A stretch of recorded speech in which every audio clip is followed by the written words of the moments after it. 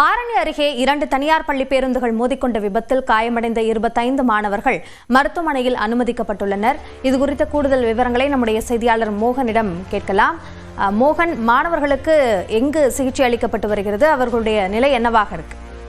அபிநயா, திருவண்ணாமலை மாவட்டம் ஆரணி அருகே தனியார் பள்ளி பேருந்து பிரேக் பிடிக்காமல் முன்னே சென்ற பேருந்து மீது மோதி விபத்துக்கானதில் 25க்கும் மேற்பட்ட மாணவ மாணவிகள் தற்போது படுகாயங்களோடு அரசு மருத்துவமனையில் சிகிச்சை பெற்று வருகின்றனர். ஆரணி அருகே நெசல் கிராமத்தில் செயல்பட்டு வரும் தனியார் பள்ளி பேருந்தும் அதே பள்ளியில் உள்ள மற்றொரு பேருந்தும் இன்று காலை வழக்கம் போல் அதனை சுற்றியுள்ள சுமார் 25க்கும் மேற்பட்ட கிராமங்களைச் சேர்ந்த மாணவர்களை ஏற்றிக்கொண்டு தேவிகாபுரம் ஆரணி வழி சாலையாக வந்து கொண்டிருந்தது.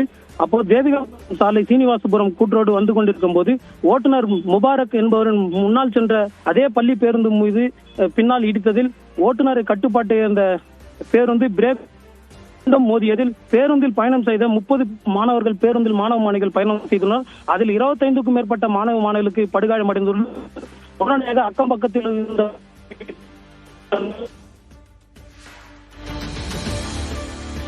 பள்ளி வேன் மோதிக்கொண்ட விபத்தில் மாணவர்கள் காயமடைந்திருக்கிறார்கள். இது குறித்த கூடுதல் விவரங்களுக்கு நன்றி மோகன்.